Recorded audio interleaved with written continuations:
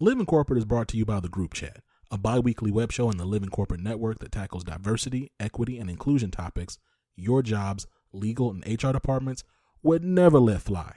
With topics like white supremacy at work, finding out that I'm a Karen, decolonizing DE&I, racial gaslighting at work, and imposter syndrome while black, you may be able to see why, but you may also be able to see why so many folks love it. Between our incredible host and our guests, which range from Fortune 500 executives to academics to activists to entrepreneurs, every other Saturday at 10 a.m. Central Standard is something special. So make sure you check out The Group Chat on livingcorporate.tv.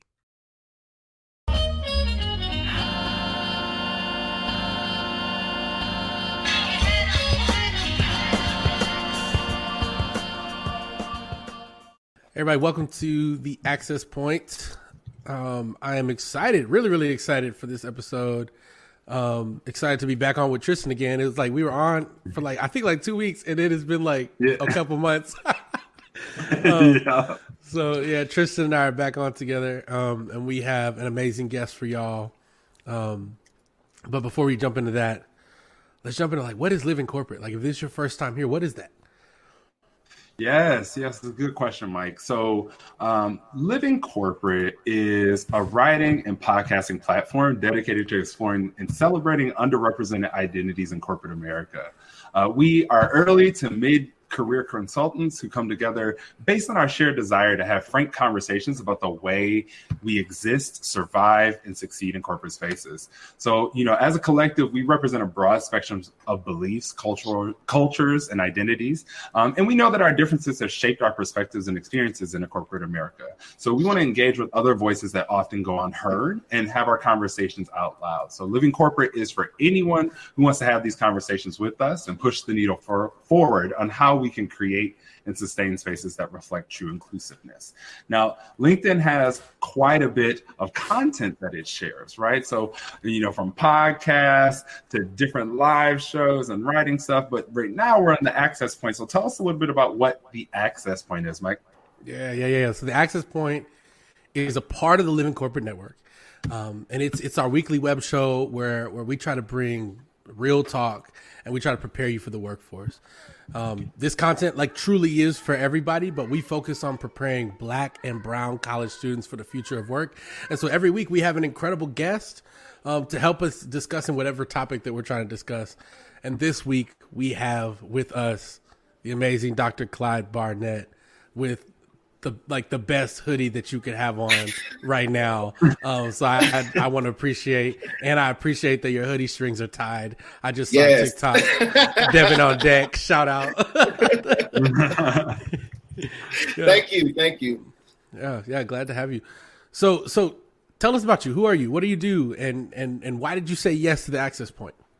Yeah, so first, thank you, Tristan and Mike, for having me. I really enjoyed the Living Corporate podcast for a lot of the reasons that you named, Tristan. So this community voice, having conversations, critical conversations with people is always important.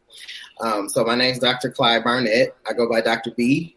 I'm an adjunct professor at Eastern Michigan University. I'm also the executive director of my own educational consulting agency, where I do a lot of community-based work and a lot of community organizing work. And so in that, I've partnered with state and other community agencies, higher education institutions, K-12 districts, to really change the narrative, change the outcomes, change the professional development of educators who are serving Black children. That's super important to me. And in my work, I've noticed that a lot of what I do can apply across a lot of different areas. So I'm looking in more private sectors as well around what leadership development really is. How do you continuously engage in a leadership development process as you get more comfortable in your work? What does advocacy look like for you? So all of this was a perfect alignment. The stars aligned. I saw college access. I'm always down to talk to college students all the time, anytime, every day. They don't leave me. So I have a class, and the next thing you know, I'm advising them for 2 or 3 years. So I just jumped at the opportunity because it was just perfectly aligned. Love it. Yeah, that's what's up. That's what's up. Yeah, I think there's more connections between education and corporate than a lot of people think. Absolutely. And we often don't have that conversation enough. So it's always nice when someone can draw those parallels. So we have quite a few questions that we've prepared for Dr. B here. Okay. But what we want you guys to do, if you're tuning in and you have any questions, go ahead and drop them in the Ask Questions section. We'd love to hear what you guys would like to know, because today we're going to be talking about strategic self-advocacy. And so, if you have any questions on that, if anything pops in your head while we're talking, don't hesitate to use that Ask Question feature. So, with that, I'm going to go ahead and kick it off, and then I'll volley it over to you, Mike, back and forth. So, Dr. B, tell us a little bit. In your opinion, what is self-advocacy? So, a couple things come to mind. So, first is understanding what your interests are and figuring out ways to explore them. And it's being honest with yourself to become more clear about what you need to. So it's not just, I want to be a teacher. I'm going to go to a teacher education program. I'm going to get my teaching certificate and now I'm a teacher. No, why are you passionate about teaching? What do you want to teach? Also, if you're not good at math, you probably shouldn't be teaching math, right? So figuring out what your area is, what your niche is super, super important. And so often, though, what stands in our way is the pride. Like, not knowing is so uncomfortable for us. And so advocacy also is asking for help. You don't even know what you don't know. So the only way to get there, the only way to understand what you need is to constantly ask questions, be real intimate with what your needs are, and be clear about what your interests are. And those can change. Those can change at any point. But as long as you're clear, I think this will work out pretty well for you. Yeah. I love that. Yeah. I mean, being honest with yourself like that. I love that you mentioned like teacher training program. Like, we're both in the education space. And I'm like, we need to get some more time off this so we can talk about how you can help Teach for America, where I work now. And so, but the example you gave about, look, if you're not good at math, why are you a math teacher? When I first became a teacher, I walked past the classroom and heard the math teacher say, I hate math just as much as you do. And I'm like, well, why are you like, why problem? How's it going to work? Exactly. Yeah. So, keeping it with school and education and all that. So why is self-advocacy important for college students and recent graduates? So this is huge. I talk to them blue in the face sometimes with my students about this. When people say to you that college, your time in college is like no other time, that is so true, because this space is a hub of resources. I mean, and to the point where if you ask, they can sometimes create it, right? Like, it's like that type of resource.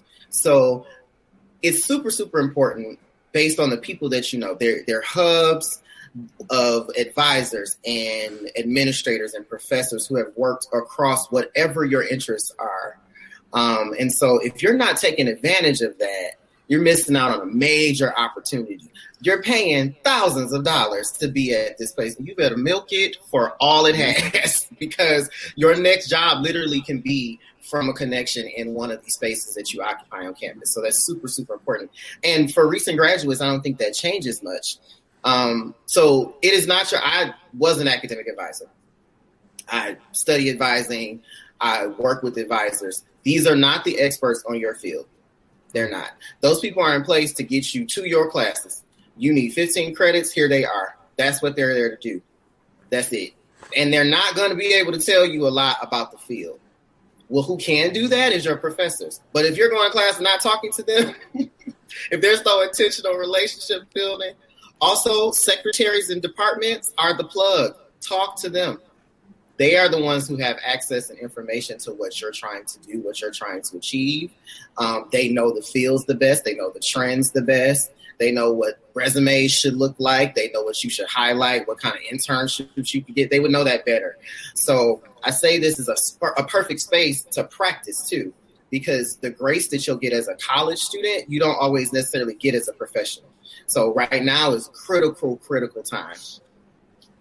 Yes. See, that's what I really, really appreciate there, is that like self-advocacy is something that you have to practice, right? It's something that you build up, this skill. This isn't something that you immediately, know how to do. Because honestly, if we're being real about it, most of the time when you come through K through 12, self-advocacy is sort of beaten out of you, right? You're not taught to speak up for yourself and really stand up for the things that you need to get to where you're trying to go. And so when you get into college and you sort of get into this quote unquote adult world, now we've thrown you into it, right?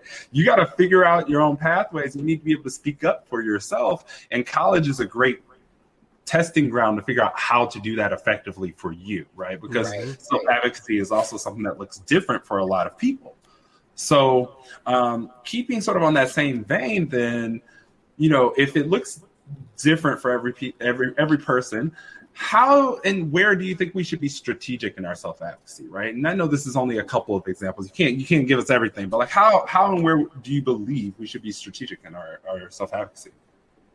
So I think any space that is intended to serve a particular purpose in your life is a space where you should be strategic, especially spaces that can propel or repel. So, right, like if you can go into a conference space and share your work, if you can go to a gas station and share your work with someone that you happen to talk to over a bag of Doritos, right, I don't really see the space as mattering much. I don't think there's a limit. I also think I don't believe in rules, right? Don't tell me what to do, right? Don't tell me what to do. Opposition of defiance for me is real. So I don't believe in these rules, and research has shown me time and time again that the rules change depending on who's playing. And so I'm not going to follow your guidelines. I'm not going to wait till the perfect opportunity, because this could literally be what's on the other side of this angst and hold up is my dreams. And I'm not going to hold up for you. I love that. Look, he said, okay?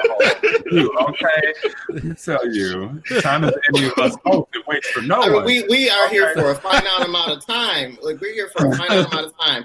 And if you want to do things, you can't be held up by what people are going to think or what they're going to say. And if you are of a certain skin tone, you wouldn't question yourself on that anyway. So I wouldn't do that, right? If you see an opportunity and you don't seize it, you are doing yourself a disservice. Yeah, 100%. And like, I can't speak to this enough. And I actually say that a lot of the success I've had in my business is simply because of my ability to speak up for myself, right? So like a lot of the, publicity that I started getting and people starting to know what was going on was when I was featured in Black Enterprise as one of their modern men. Well, how do you get in Black Enterprise as one of their modern men? You have to be nominated. Well, I saw this form and I was like, I'm nominating myself. Like, I'm about to go up in here. And it literally had the part for the person who was not the nominator. And I put, I am the nominee. Like, that was the relationship to the nominee. I was like, either they're going to love it or they're going to hate it, one way or another. But what ended up happening, I ended up being featured in Black Enterprise simply because I spoke up for myself and my work, right? I mean, it was something that I felt that could propel me, like you said. So why would I let that pass me up, right? And I could have been like, hey, hey, friend, can you fill this out for me? Yeah, but I was just here. I was like, look, I'm about to do this. That's just what's about to happen. But even still, in that, it's self-advocacy, whether you did it yourself or you asked somebody, right? You saw this and you thought, I got the credentials for this. I want it. I've done this work. I want to be involved in this. I'm going to ask. Yeah. And, let me let y'all in on a little secret. A lot of people see folks making these lists and getting Forbes features and giving TED Talks. Most of them nominated themselves. Like, just so you apply to give a TEDx talk. Nobody just finds you on the internet. So you have to figure out the same thing that Tristan talked about, looking at that application and going, I'm filling this out. You better get on that. Like, right. Go for it. The sky's the limit.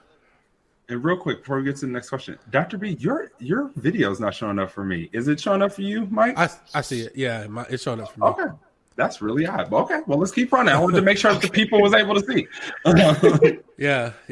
Well, this is actually a great time. Before we hit this next question, I'm going to pause real quick and say, invite your people. Get your people on here right now, because Dr. B is up here preaching.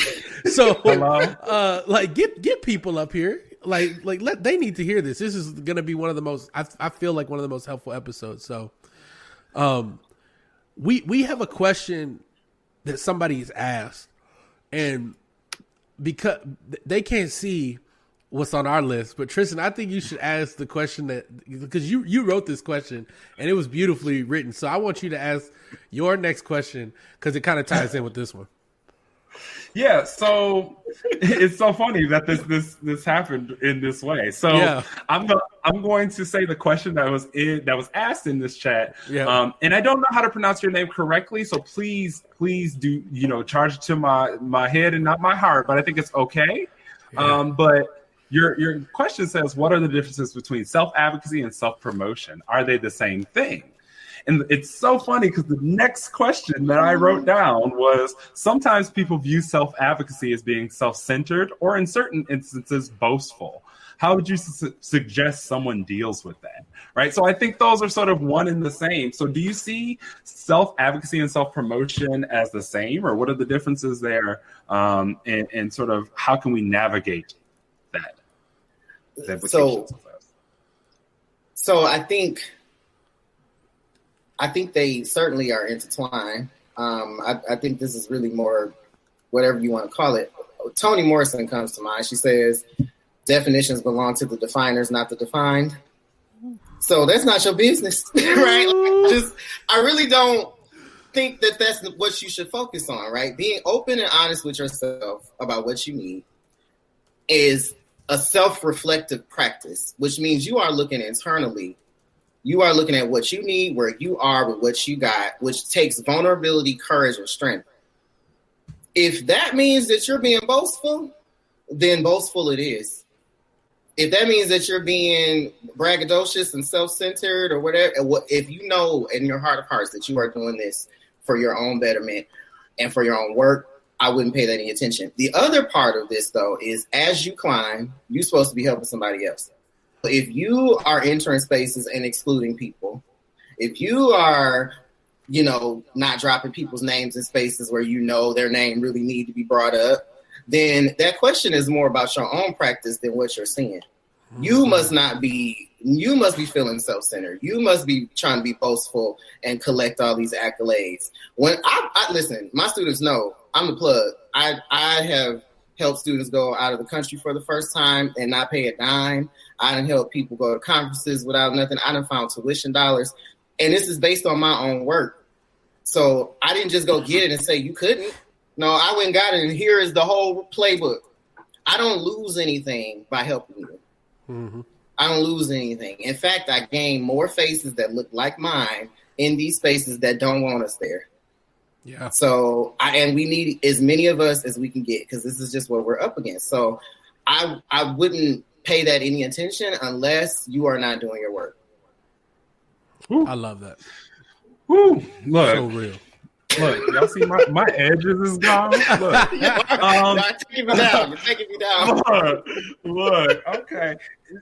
For me, that is a major key here, because we have an evil Cheeto that's running this country right now, and do you think he ever feels like he is boastful? Right? And he ain't did nothing. Like, he's literally done nothing to make everything worse. Boastful and cannot count. Since when is 10,000 people, a million people? Since when? Right? Do not teach math. Remember I said this. No. You're not good math.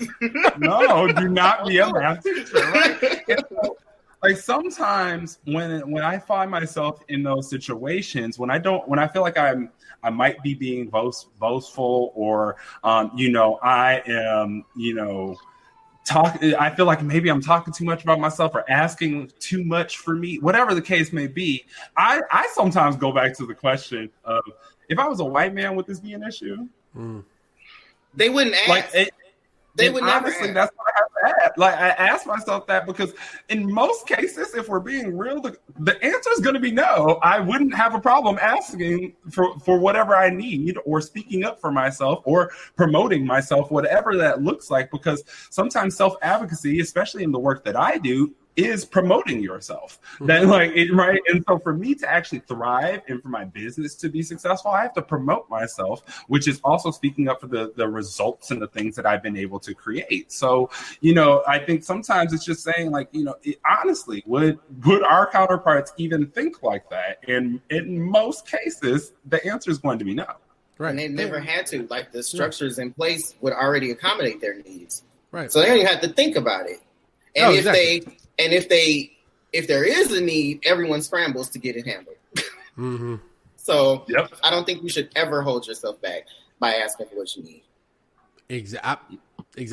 That was the perfect answer, because when I saw that question yesterday, I got excited because I was like, I feel like there's so many really talented young people that are closing their mouth because they don't want to seem arrogant. And every time I talk to somebody about posting content online, the first thing they say is, I don't want to seem self-absorbed. And I'm like, nobody says that about Gary Vaynerchuk. We love Gary V, but don't forget, he's a white man. And nobody calls him self-absorbed. They just eat it up. And you go on TikTok, you'll find 15, 20 white men per day self-promoting. But when we do and they know that you say this and they're still posting it. Right. Exactly. Like, they don't care. It's just what it is. Yeah. I think that might be one of their main messages. Who cares what they say? I don't care. Yeah. I'm gonna post it. At that point, then it's not for you. If you are the person who is going to help me, if you're not going to provide the resource, if you think I'm boasting, whatever I asked, whatever I presented, whatever the case may be, you were not the target audience. Please move on. Right. So that's just how I feel about it at the end of the day. So I think that was amazing. Me too. It's a big internet. There's a lot. And there's a lot of room for everybody. Yeah. And honestly, when you even look at it from a marketing perspective, right? We talk about in marketing that someone needs to see something 7 times before they're ready to make a decision and buy something, right? Why do we think that that's any difference for you advocating for yourself or saying that you need something in your job or saying that you need a raise or that you need you're probably going to have to bring that up multiple times. You're going to have to be persistent about it. And sometimes it can feel boastful. Sometimes it can feel like you're doing too much. But at the end of the day, if that's what you need, that's what you need. And you need to ask. That's what you need. Yep. To ask. Yep. I agree 100%. Yeah, I love it. Let's hit this next question, because I think we can stay here for the rest of the time. So sometimes speaking up for yourself can have consequences, like during school or throughout your career. So how do you suggest people navigate those consequences? So I think everything has consequences, whether we like the consequences or not. Is really what this. And so I wouldn't spend too much time worrying too much about the consequences, but knowing that your decisions will lead to some particular outcome, right? You have to know up front, speaking up in this way with this person at this moment could yield the following results. But I have never felt bad after, and maybe I'm in my fifis for a little bit after something has happened. But once I get past that, I never feel bad for speaking up for myself in a space when I am feeling like I've been wronged or, something has happened that is unfair or I don't get what I need. I never feel bad about that. Now, that's different than doing something wrong and coming back and apologizing and owning that. That's different. But if a space is doing all of this to you, making you feel this way, is this a space you want to be in anyway? Like, if the consequences would lead to you being ejected, then you were ejectable before this happened. Mm-hmm. And for current college students, there are thousands of people to go talk to. There's another advisor. There is somebody over that advisor. There's a dean. And if you don't go to school, they have no jobs. These people are there to serve you. So, if you find yourself in a particular situation, find the next person until you can get what you need, because that's the reality of this. But it's not stopping because one person said no. Just go until you get a yes. Yeah. That's beautiful to hear a college professor come out and say what I believe needs to be said in higher ed, which is that every single adult on a college campus is there to serve students. Like that's refreshing. And you know what's interesting is that I did a college speech and debate, and there was a team. Every now and then there are these teams. We were actually one of them at Texas State, but they come out of nowhere and they're like, "Oh, these people are really good." Eastern Michigan University was one of them, and there was a woman I'll never forget. Her name is Karen Yelverton, and Karen said, "Oh, I went there because those people care." And to hear you say, like, that's like full circle, right? Like that moment is to hear you say, like, because that's not the norm at college campuses. Like normally college campuses, they're like, look, I'm here to do this research. You have professors like, I'm here to make this university famous, and you are an accessory. Like, no. Like it's the exact opposite. I love that. Yeah, and that's super important to me because we often do research on people and not with people, and that's what my work is community based. My mentor, we don't go into spaces making assumptions about what's going on, what's not going on, what's lacking. All of these are rich environments with assets and culture and context that we don't understand. I'm an outsider entering your space. And so to not center the people that we're there to serve is educational malpractice. It's just simply what it is. So I just don't take that kind of approach in my work. There we go. That's it. I'm about to get up and start running around. I love all of that. I'm sending that in Slack. Look, go ahead and take the clip tomorrow and just put it in tomorrow, right now. I'm like, y'all need to get over here. Like, somebody gonna read it. Yeah. But no, I think that is absolutely amazing. I know some people in here gonna know exactly what I say when I talk about this. When we talk about consequences, I'm all about having my receipts. So I always like to make sure that any conversation that I have around anything I need, want, feel like is going on that needs to be addressed because I can't do what I need to do, whatever it is. After I have that conversation, we following up with a note. See, Rashada knows. She knows. She's been in here multiple times. If I'm at work and I'm advocating for myself with my boss, I'm following that up. Per our conversation, here's the things that I stated that I needed. Here's your response, whatever the case may be. Because, if you're going to try to do something to me, I want to make sure I have everything I need to, once again, advocate for myself, right? So if that professor is trying to penalize you now that you've asked for whatever you need, now you have a case on your hand. You can go file a complaint against that professor because you now have receipts of what you've done, right? Mm-hmm. If your boss now is trying to get rid of you because you told them you need X, Y, and Z, okay, now you have a retaliatory lawsuit on your hands because you have actual records of what's going on. So sometimes it's also about backing yourself up, and that to me is also part of the strategic self-advocacy there, right? Is making sure that you're setting yourself up to play the long game if necessary. But I think, what you said, Dr. B, is important, right? I would find more often than not, you're more likely going to get the no's than you are to get people who are going to downright try to get rid of you or, whatever the case may be. And if that's the case, you just need to keep going until you get that yes. And that's just, you only need one yes, right? You only need one yes. It may take a lot of no's, but you only need one of them. Mm-hmm. Absolutely. Yeah, I'm serious. Perfect. So, look, Mike was tight. I'm like, okay. Yeah, I'm like, listen, y'all, like we just launched this fellowship, this adult youth partnership, like, because we want to send that same message that, like, look, if you are in education and you are not serving students, that is educational malpractice. So you preaching. Yeah. It simply is. Like, you playing with people's babies. Like, I don't want to see nobody's mama in the parking lot. I don't want none of those problems. So when your baby is in this space, I'm gonna act right as much as I can. I'm gonna act right. Yeah. So yeah, love it. Yeah, and I just think so many people forget that. Like I could just beckon back to having an advisor who, didn't really care about what I was trying to do, right? And basically also trying to steer me away from medicine because I was Black, and then also trying to tell me that, some of the other things I might want to pursue wouldn't make money. And this, instead of focusing on, hello, I'm here to get the education. I'm here to say where I would like to end up, right? Like it was more of a guiding me based on what they thought was best rather than, me, what I felt was best for me. And, I had to either work with that person and advocate for myself, or advocate for myself by finding another person to help me get to where I wanted to go. Yeah. Right.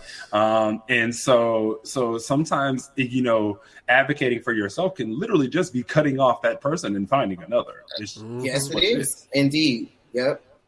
Yeah. So, okay. So we're going to switch gears from looking at that from the sort of college perspective. And let's talk a little bit about why is self-advocacy important for like seasoned career professionals, right? Yeah. Why is that important for them? So, I could situate it right now in this pandemic. So you've been working a job for, however many years. You got a staff of 11. That's already a lot of work. Maybe you've been quiet this whole time. Maybe you worked there 10 years. You've been quiet, managing this 11 people, getting that standard raise every year. And then a pandemic happens. And so then now you got to pivot, #pivot, the word, right? Word of the year. Pivot online. And then suddenly, maybe there's layoffs in one area, and, now your supervision goes from 11 to 32. So you're supervising 32 remote staff. Not to mention, you've got life and family, also Black, brown, navigating what that means in these spaces. And the whole time you're getting paid the same. Salary ain't changed. And so if you don't advocate, you will find yourself in those spaces where you have been doing the same thing for so long. Your job, the description that you got when you applied and what you do currently are like, this is a totally different, this ain't even in this company no more, right? Mm-hmm. So there's it being quiet over that amount of time. And then you get to a pandemic, they just think they can pile more work onto you. Not taking into account the people management skills, not taking into account the leadership skills, not taking into account the project and transition management skills, the leadership that goes into that. Again, you're getting paid the same amount, right? So not to mention in a pandemic, who is getting impacted the most is Black and brown folks. So you are more likely to have relatives, cousins, yourself impacted by this and your health in a more personal and up close way than maybe your colleagues will. You may have staff. You may have family who are essential workers in whatever capacity, whether that's a grocery store or a medical professional, whatever capacity, that can't stay in the house and work remote all day. And you worry to death about them, right?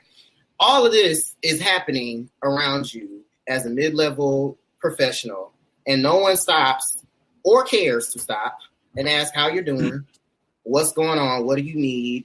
Didn't send you no hotspot, ain't sent you no computer. Your desk is about to fall over from all the transition from the office to home you've done, right?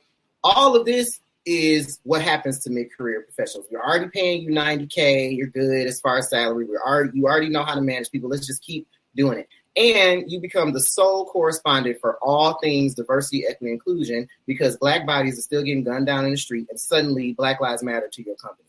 So all of this falls to you. And the whole time you said nothing. So in these moments, especially in these moments when everybody's feeling super generous, right? I think it's super, super important to advocate for yourself.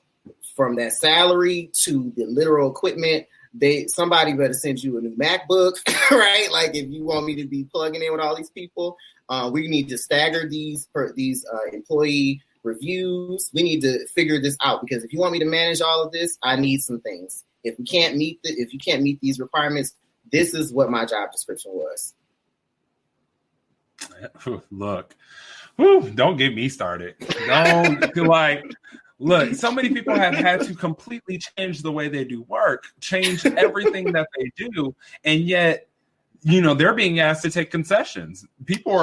I'm very interested to see how this performance management stuff pans out, this compensation planning for next year, because I don't even think people are going to be getting the raises that they were used to getting, because companies and organizations are taking a hit too. And so now you are sitting in a situation yourself, right, monetarily, because your career is not, or your pay is not progressing in any way, shape, or form. So, look, don't get me started with that. I literally just said in a tip that I sent over to go out. It could have gone out for today, or it can go out on Saturday. But I literally said you have to become your own biggest advocate by mastering sort of the art of self-promotion and the art of self-advocacy. Like, it's just really, those two things go hand in hand in your career, and it's really important, because otherwise you could literally lose a job if you do not speak up to get the things you need to get the job done.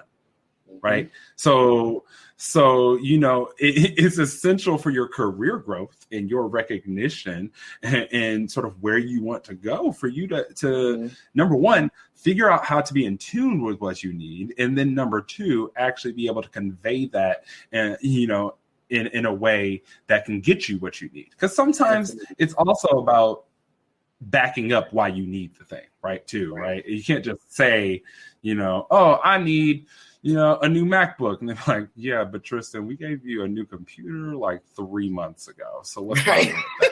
Why do you need a new MacBook? But something could happen to that mug in 3 months. I need a new MacBook because we got to do all this stuff online now. It's not holding a charge. It's not, the camera's not good enough. People can't hear me, whatever the case may be.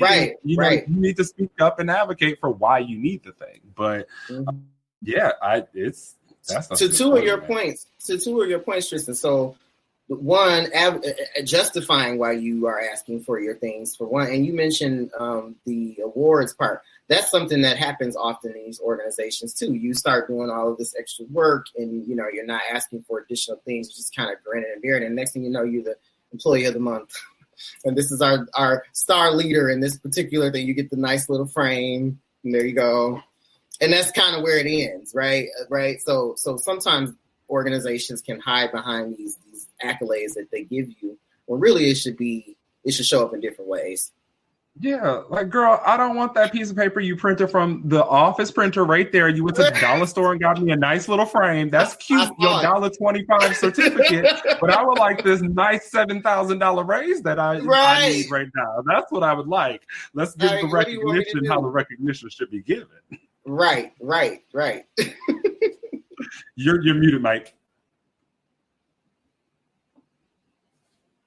I'm amening. I'm like, look, I left the job after 2 weeks once because they made me a team leader, and I was like, this is so awesome. Thank you. Now let's talk about salary. They were like, oh no, there's no increase and it's not negotiable. And I was like, oh, okay, well. And then in 2 weeks, I said, I have somewhere else that was like 2.5 times the salary, which came from advocating for myself online. Mm-hmm. Everything that's in this video right now, like, I didn't pay for this. I didn't pay for this chair. I didn't pay for this monitor. Like, it's winning. You got asked for stuff. Winning. Yeah. And teachers, if you were an educator in a K-12 school, you can negotiate this in your contract. Like, I negotiated a new laptop in my contract every single year. Like, you can negotiate that stuff. You can negotiate budgets, all kind of stuff. Mm-hmm. Yeah. And for those who are in corporate spaces right now, you can also start negotiating those things, and maybe they can't give you a salary increase. But what I need from you is I need you to pay for my internet service because I'm now using that at home. I need you to pay for my cell phone service because I'm now using that for work. Right. I need you to provide me with the technology that I need to get these things done. Right. So even when you're thinking about negotiating across the board, right, right now, it's a great time to sort of practice some of those self-advocacy things. Even in this moment, right? Many of us started working from home. Then everybody's like, woo, yay, we flattened the curve, girl. We going back to work. And now all of y'all are coming back home, right? Some of y'all like working from home more than you do like working in the office. Advocating for yourself might actually be making the case to be remote permanently. That could be advocating for yourself. And shameless plug, I have a tip coming out this week about advocating for yourself. if you would like to work remotely indefinitely. So please check that out. But like, seriously, I know, shameless plug. It's on the same network, so how shameless can it be? But, Right. But yeah, 100%. So, Mike, I think you want the next question. Yeah, we got 2 questions in the from the community, and I definitely want to show love to Rashada because she has been active in this chat, and I appreciate that. She said didn't even use cardstock for the certificate. I just saw that. So her question is it naive to believe that developing a champion, a sponsor, an advocate relationship is something that occurs organically, or are there more strategic ways to secure the plug, like by advocating for yourself? I think both. I think the way it's shown up for me is it starts off organically and then it branches. And sometimes it's, you need to know this person, reach out to them and schedule some sort of informational interview, or they're doing a talk and you should attend the talk and kind of get familiar with their work and just, introduce yourself. I think both go hand in hand. And what happens is those more intentional ones become really, really authentic and organic. Get to know people in a different way, right? I think that's one of the beauties of Twitter. I love Twitter. Well, they done did something with these stories today, but we can talk about that later. I don't know what this is about. What is a fleet? I don't understand. I just don't get it. I don't get it. So to be able to tweet the people that I'm citing in papers I'm writing, and they respond, right? I'm like, when I'm in grad school, I'm like, whoa, she said something, right? These days, I'm like, no, this is what you should be doing. Like, this should be standard practice for anybody, right? And then over time, you get to know them as a professional, but then you get to know them more personally. And you realize, they like Hachio soup, and they like, chilling and watching Netflix too. And then before you know it, you're getting plugged for different opportunities across anywhere. It could be, professional, personal. I want you to join this team. I'm thinking about writing this book. Do you know anybody that does braids? Right? It could literally be anything. So I think they go hand in hand. Yeah. I would agree. And I also think that sometimes you start with one and end up with the other, right? Like you said before, right? You might have something that's really completely organic and it turns into a strategic relationship, and still has its organic parts. And then you have things that were very, very strategic. And then you, like Dr. B said, you get to know more about them. And it's like, we are actually, we are actually friends, like in my head, because we actually do some of the same things. Or it is a mentor or whatever the case. And you guys become actual friends while still maintaining that mentorship relationship. Those things happen, but I think both of those typically exist in that mentor, advocate, sponsor relationship. It's just they show up at different times throughout it. Right? Yeah. I mean, I think the bottom line is that people are more accessible today than they ever have been before. Right. Mm-hmm. And like Dr. B, you mentioned hopping on Twitter and talking to people that you're quoting. Like, I was reading a book called Cutting School by Noliwe Rooks, who I love. And I started joining conversations with her on Twitter, and we started going back and forth on Twitter. And I'm like, wait a minute, am I talking to Noliwe? This is dope, right? Like, you know, that book is fire. That book is fire. Amazing. Yes. That book helped shape some paradigms. So read that book. But yeah, people are accessible. You can catch people through LinkedIn, Instagram, Twitter. You can catch them. So and they're looking for that kind of engagement. They're looking for that kind of engagement. You'd be surprised because we write all these dissertations and all this stuff. Rarely do people go read them, right? So when someone does, we like to nerd out. Okay, help us out here. But certainly Titans like those folks. Certainly the Titans that are on there. And it's so interesting how you engage in that, right? Like, because like sometimes it may be just uniquely I'm tweeting on Twitter because I'm so excited about this book, and that was just real organic, and boom, now you're having this relationship. Next thing you know, that could be one of your mentors if you actually reached out now because you know she sort of engaged with dialogue with you. You guys might have an informational meeting, and boom, you hit it off something organic, right? But you could also do it very strategically, right? Like me, not saying that this person is in any way, shape, or form a mentor, sponsor, or coach of mine, so let's just be real. But like me, I go online and I was doing Motivational Mondays. I tweeted one out about Swiss Beats, who's then retweeting me and saying something, right? Like, okay, that could be an in if I was really trying to get Swiss Beats on my team, right?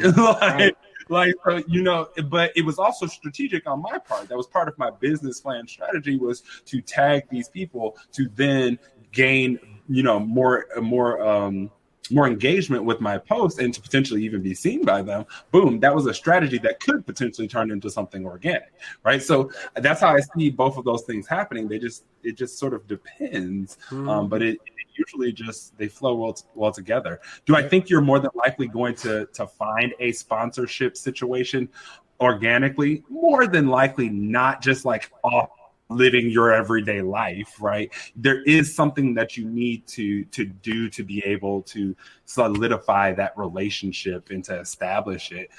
So that's where like you need to be a little bit more strategic, right? If you're going to ask somebody to be your mentor, what do you want mentorship on? What are you actually asking for? Right? How much of a time commitment are you looking for? Right? Like you need to know some of those things. So I think they just play into each other quite well and can't be separated. Yeah, absolutely.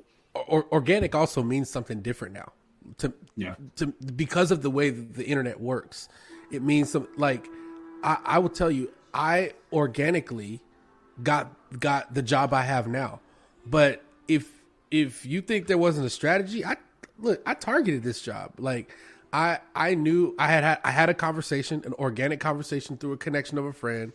And I said, yo, this is dope. The work that they're doing is really dope. I'm going to stay connected with these people. So I connected with somebody who I work with every day now, who I love working with, connected with her on Twitter, and then hit that bell so that I was notified when she tweeted so that I could keep engaging. And pretty soon she was looking at my work and was like, wait a minute, we need to talk. Right. So like mentorship, job search, all that organic means something different with the internet. Right. So I think that's what they mean when they say it's one and the same, strategy and organic. Absolutely. Yeah. So we got another question in the chat here from OK. And they said, can you map the concept of self-advocacy into a mental health / self-care framework, particularly in the context of Black and Brown communities?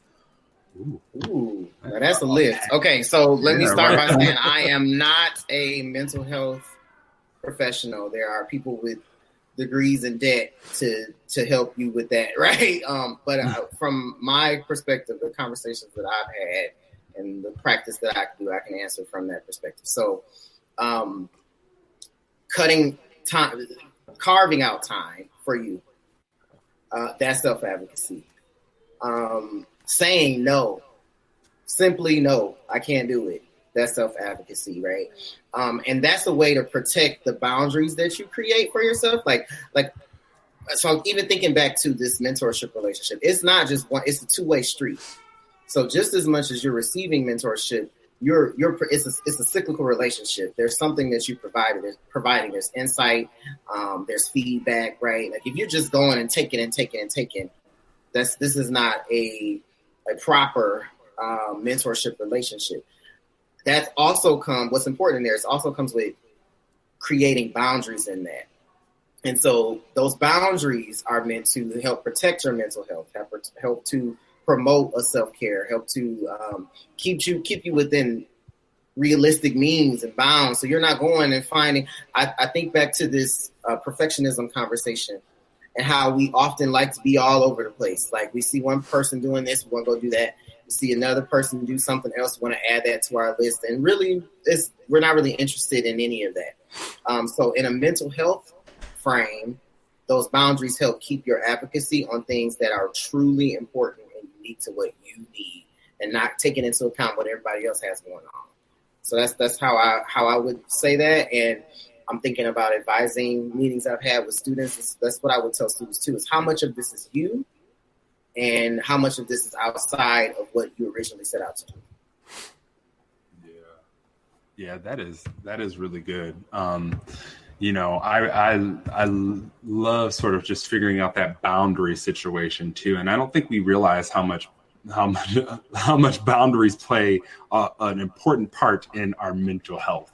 Right? Saying, no, I'm not going to let something affect me, or no, I'm not going to take that on because I'm not going to overload myself. Whatever the case may be, that's protecting yourself. That's advocating for you. And that's also, you know, making sure that your mental health and self-care is intact. You know, when I look at it in these corporate spaces, sometimes it's, you know, it's making sure that you have what you need to be successful. And sometimes when you don't have what you need and you feel like you can't speak up, that makes you feel miserable, right? That's why you hate coming into work. That's why you're dreading these Mondays. That's why you're, whatever the case may be. And so, like, I'll give you an example. Like, I was working at a company and they had me all over the place doing too much, 11 projects, this, that, and the other. I was stressed the hell out. All right. And so eventually I sat my boss down and was like, okay, so look, some of this has to stop. I can't keep up with all of this. Like, this is just not going to work for me.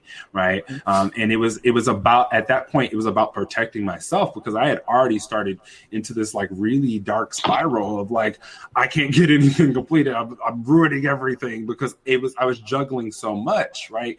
And so now I'm sitting here questioning myself, my abilities, all these things, when in reality, it was like I needed to speak up and say that I could not take on all these things that you were putting onto my plate. Right. And, you know, once I had that conversation with her, she completely understood, and we shifted some things, and then things felt much better from that point on. Right. So I think, you know, self-advocacy in and of itself, I think, is part of self-care in general. Right. I agree. Right.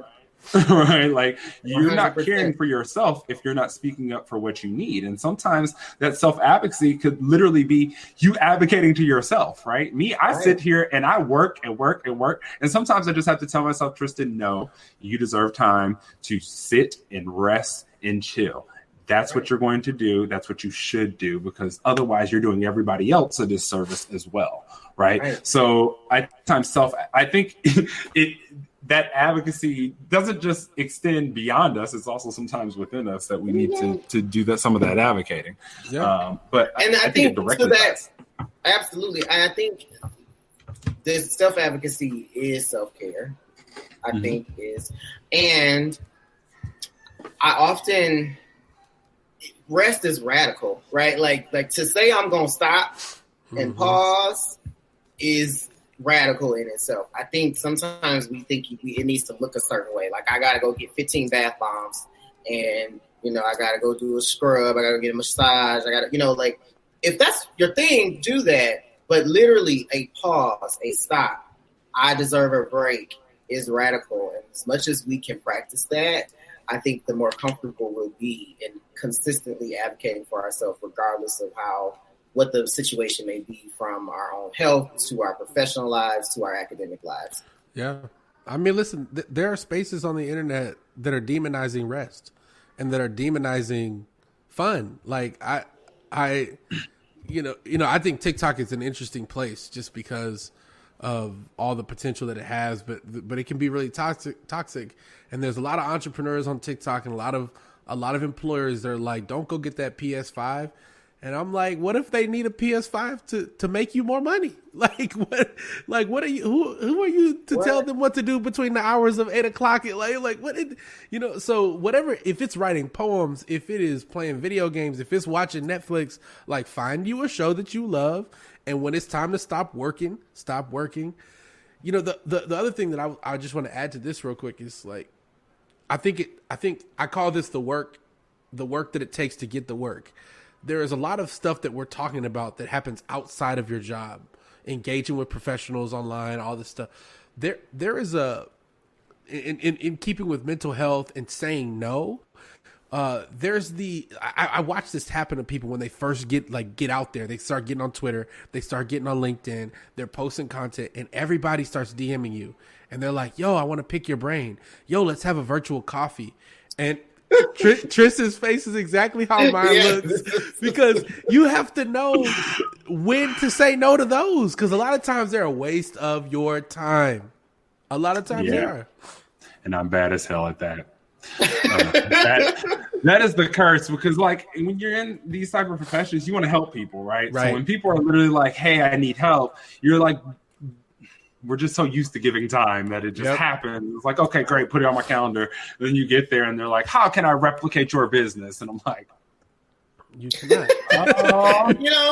Which I think, those moments happen, right? I definitely have had a name drop here and that I'm like, I don't know you, but okay, right. So those moments happen, but I think it's really goes back to just essentially picking your battles, right? Like, do I want to continue with this, or am I going to cut it off because I don't have the energy? Right. Yeah, but learn to say no. That's huge.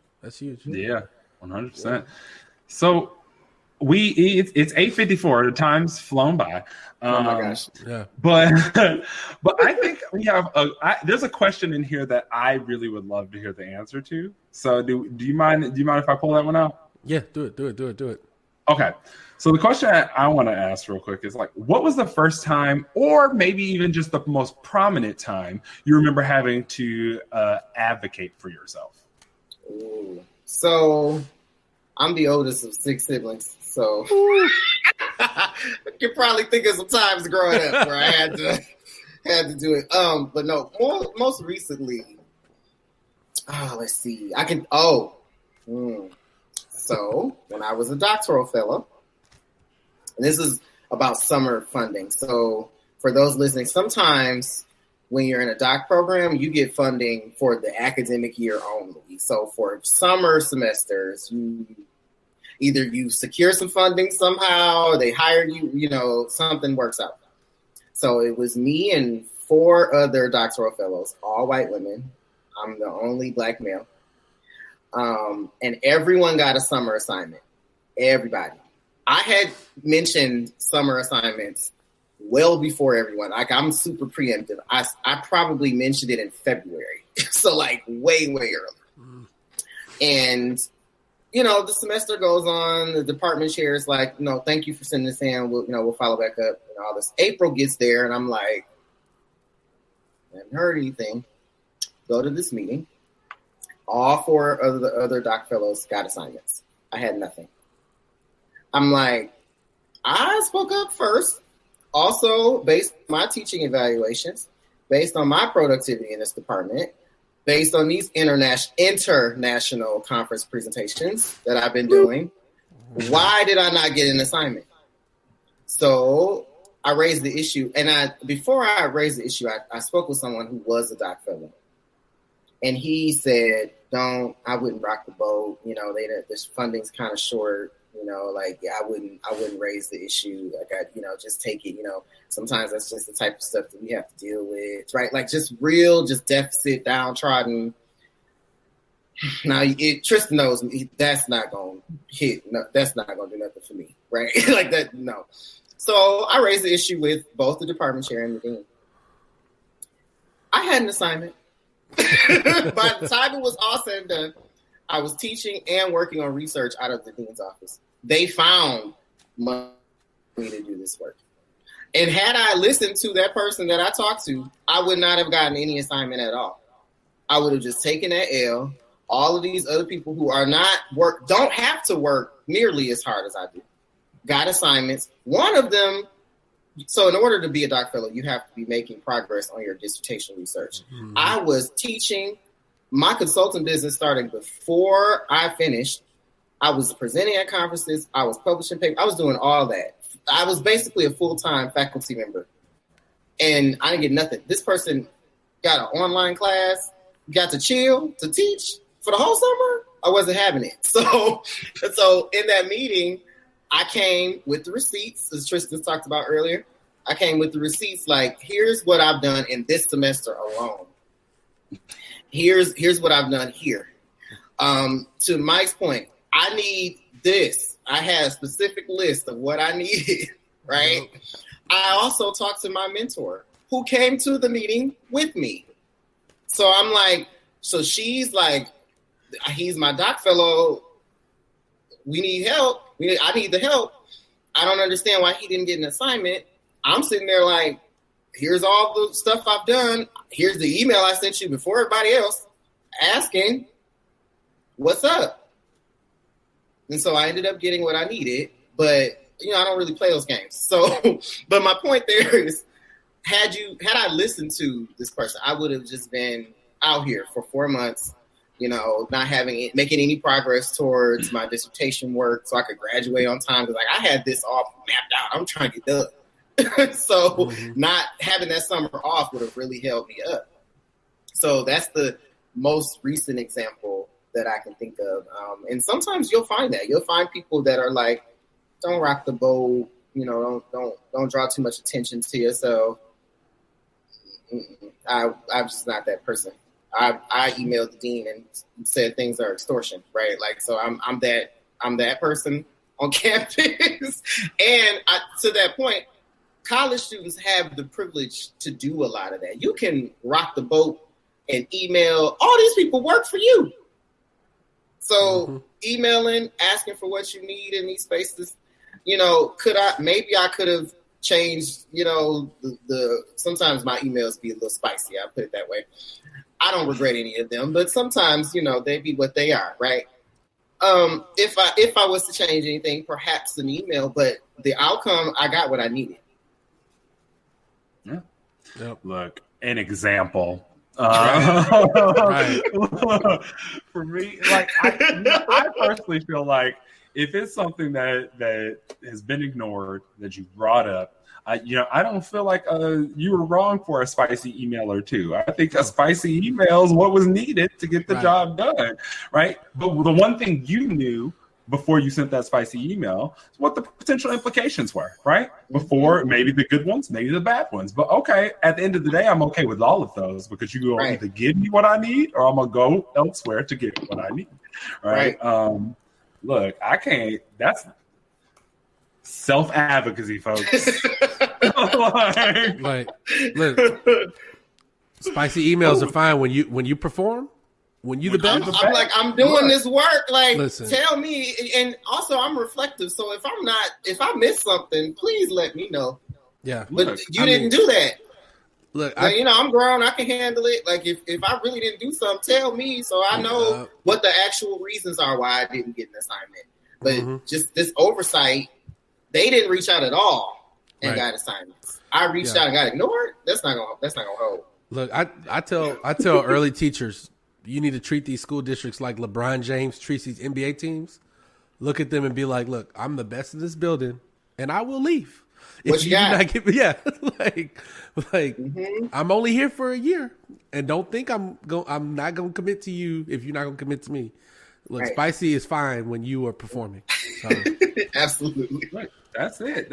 Like, I don't tell people to show up and always do their best and outperform their white peers. I don't care about what your white peers are doing. What I want you to do is do your best and always provide what you can, so then you can advocate for yourself appropriately. Yep. Right. If you slacken off and that's something that is apparent, no one's going to take you serious when you try to advocate for yourself. Right. But if you're somebody who does the work and is known for doing the work, when you speak up, people are just going to have to listen, or they know you're able to take your talents elsewhere. Right. And that's just what it is. So look, we can continue forever, but it is 9:02. I really, really, really want to thank you, Dr. B, for coming back on. Yes. I know you are a longtime friend of the Living Corporate Network, and now you are a contributing writer to Living Corporate. I am. So, look, he's gonna be tapping on them keys, so y'all better be ready for some of these articles that are going to be coming out. Typing fast, right? Yes. So with that, we're going to go ahead and sort of wrap this up here Dr. B, where can the people find you? Where can they connect with you to hear some of this spiciness a little bit more? So I'm on LinkedIn, Clyde Barnett III, and I'm on Twitter at Dr. CBIII. So I'm the third. So I couldn't take CB3. That handle was already taken. So I have III. But those are the two platforms that I use the most.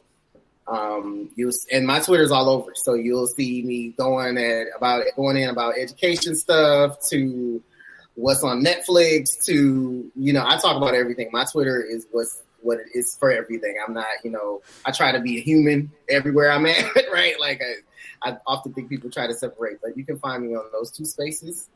And I also have my Discover Without Barriers. My organization has a Twitter page that links from my personal Twitter at No Barriers 19.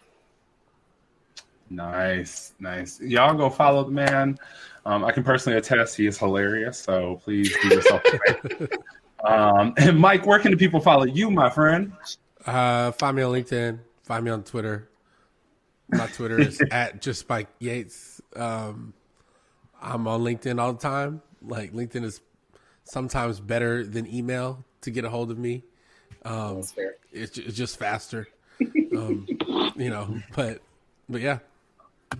Perfect. And you guys can find me at the link I just put in the chat, my LinkedIn there. You can also find me on Instagram, Facebook, Twitter at Layfield Resume. So that's LayfieldResume.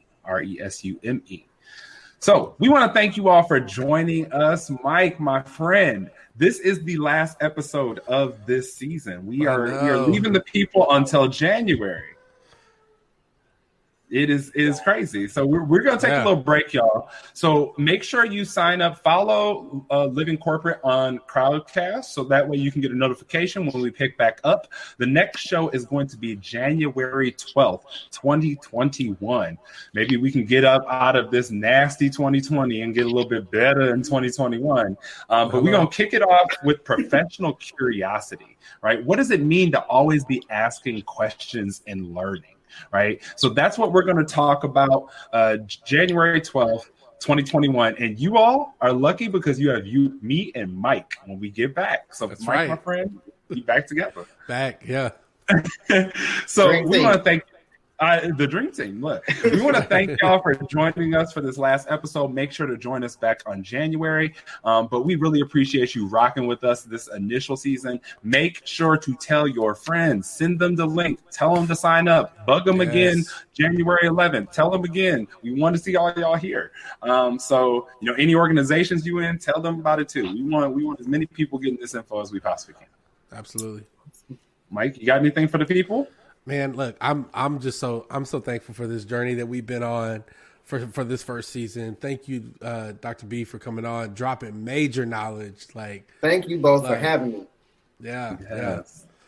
Look, people, we are out. Make sure you follow Living Corporate at livingcorporate_pod, I believe. Is that the correct one, Mike? I can't remember. Yeah, that's it. It's just Living Corporate Pod at Living Corporate Pod, I believe, on Twitter. But make sure you follow us, and we will be back at you January 12th. Yep. All right. Cool. See y'all. Well, thanks. Bye. Bye-bye.